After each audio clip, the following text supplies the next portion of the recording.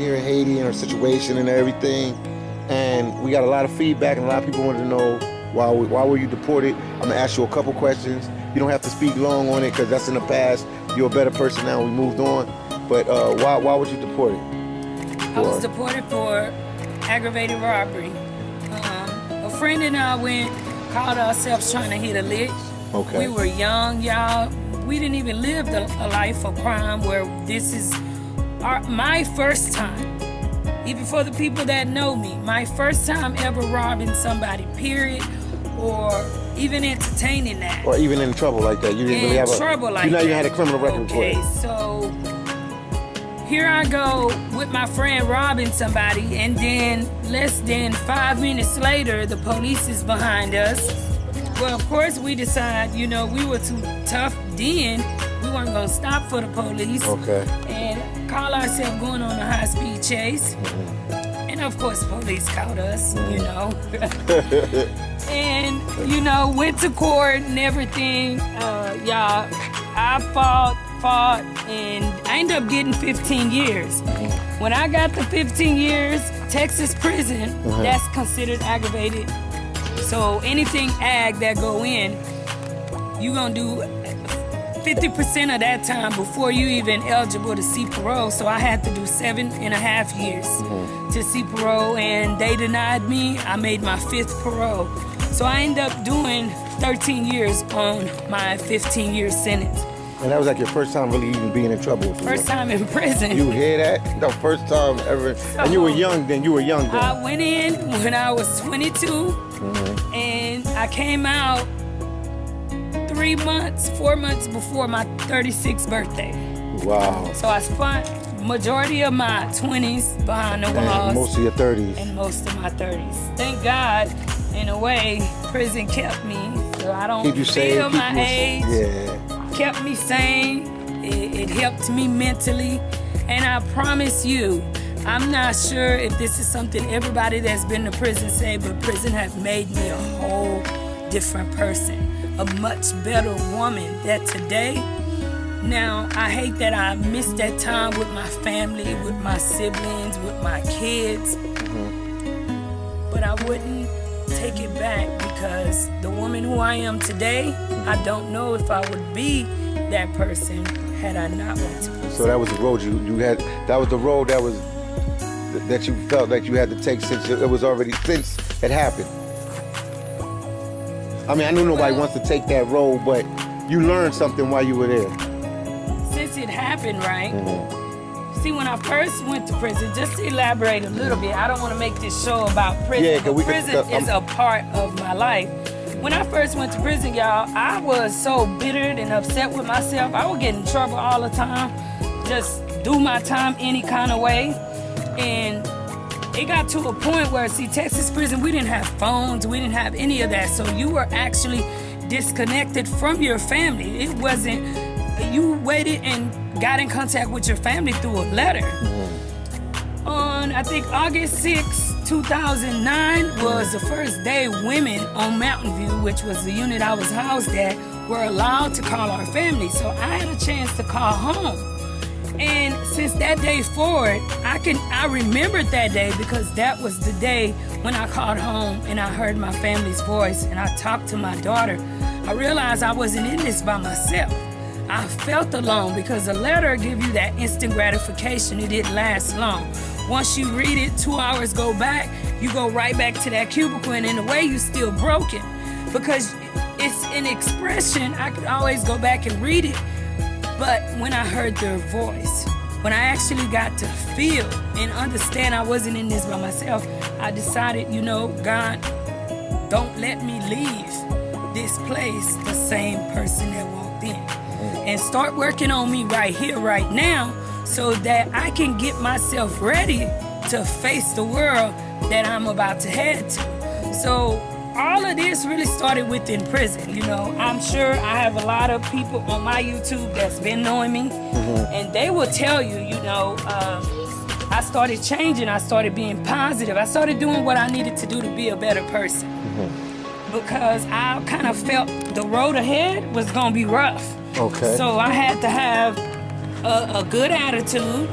I had to know that no matter what comes against me, I'm gonna make it. What about how did they treat you in immigration? How did that work out for you? Well, immigration. Once you got to immigration, I tell you one thing for sure, it's a lot better than TDC. Okay, which whole is lot prison. better. Okay. And y'all, I'm gonna just be honest, okay?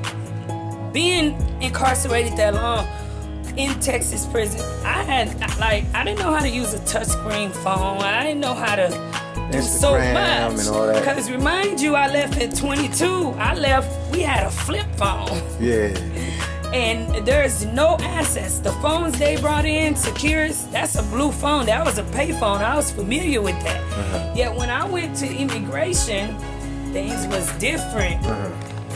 They had a kiosk, they had tablets. So it was weird because people were looking at me crazy because when I would go up to this, I'm like, hey, can you show me how to turn this on? Can you show me how to do this? And people are looking at me like, what planet did she come from? What planet did you come off? And then you told them your situation. I'm gonna tell y'all, my station, okay, someone asked me, like, how do people treat me about my deportation? Yes. Y'all, in this country, being a woman, right? My deportation really is my secret.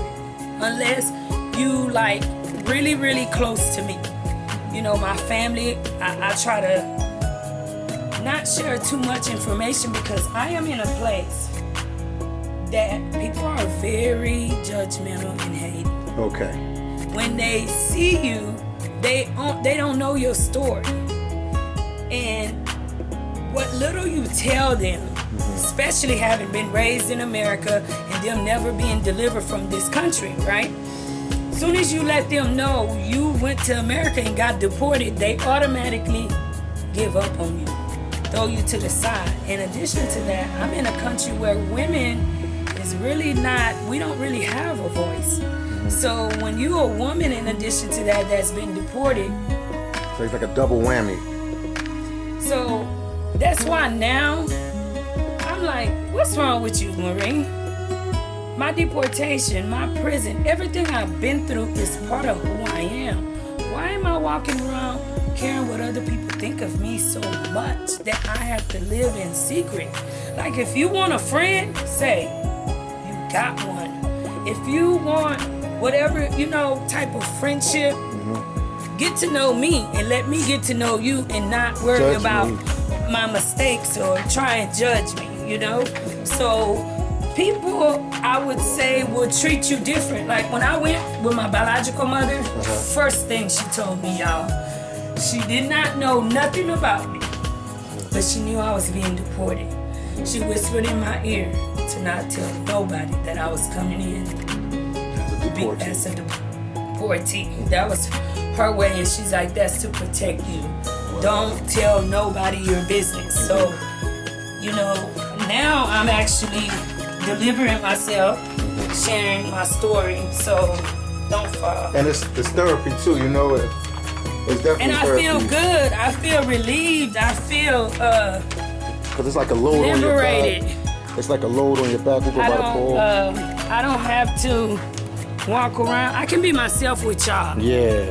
Even when I'm in a room full of people and I'm uncomfortable or I can't say my truth, I can get on my life in Haiti and I can just be myself.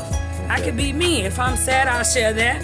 Whatever my day is going, if I've been to prison, I can share that. You know what I'm saying? And not feel like I'm being crucified because I made a mistake years ago. Yeah, that makes sense. Anything else you want to tell them what's going on with you? Like in Haiti, what did you do to make money here? Because they always want to know. Well, I'm going to tell y'all, man, for me, okay, because I know many other Haitians are watching this. Y'all, I don't know nobody in Haiti. I don't have connections. I don't, like I say, I'm a deportee. So I don't know the elite crowd. And once you tell somebody you've been deported, then there's a problem. They look at you a little different. Okay, so there's a secret. And then people know automatically that I'm not from the country. Because your English is very well. English is well, and my language. I have an accent. I had to learn it all over again. Even though I thought I knew it, talking to my mom and dad. But when I got here, I realized I didn't know nothing. So you had to really learn.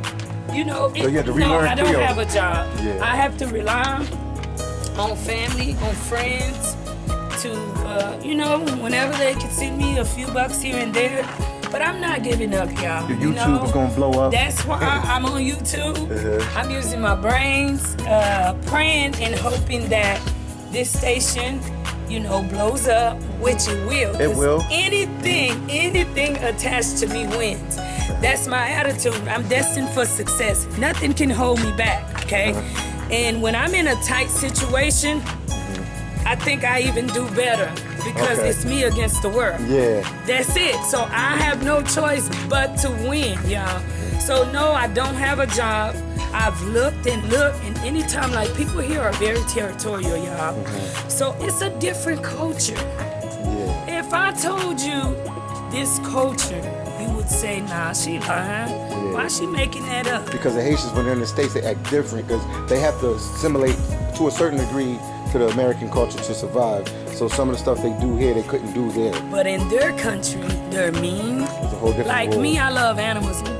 I gotta show y'all Teddy too and Yeah, Hope. you gotta show Teddy. Yeah. But they're really, they're mean.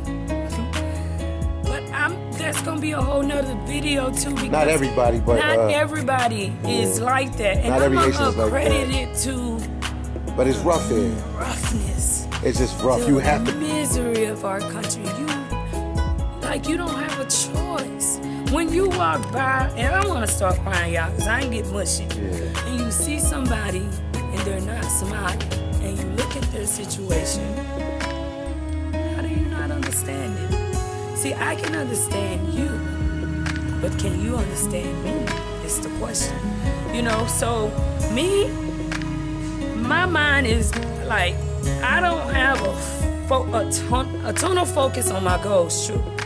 But when it comes to dealing with others, I don't have that you gotta walk this way expectations. I'm the type, hey, if that's what you like and it makes you a better person, I support it. Maybe I might want to learn from it if it's new and I don't know anything about it. But I credit it to a lot, which is first political here, educational. Some things are universal, but if you don't go to school to learn 1 + 1 = 2, how do you know? No matter what language you speak, some things is universal. They didn't have that opportunity. So who am I to judge? You know, I don't judge nobody, and whenever I can help, that's the first thing I do. Even though I don't have nothing, I'm always willing to help with whatever little I do have. Like, I want to help kids go to school. I want to make a difference. I want to leave a legacy. I know God got me in Haiti for a reason, so why not use it? Why not use it? Because a lot of people here, they can't speak English. They can't get to you, the audience. I can. And maybe I can get somebody that's gonna that say, you know what, I got an organization. Let me see what that girl can do when the country open up. Let's go out to Haiti and see what we can do. And that's what I want to do, is help the future generation. Like, I see little kids and they're sad, and I tell them, hey, you Haiti's future president. Jovenel, I'm not political, will be dead one day. Or leave office or whatever. Yeah. Leave office. It could possibly be you in his seat. And don't you give that up. Don't you ever think, because you where you at, that you can't. The sky is the limit. I don't care if you're in Haiti. You just gotta keep pushing, keep pushing, keep pushing. Pushing. Hey. Anything else you want to say to them today? Like, share, subscribe. Life in Haiti, y'all.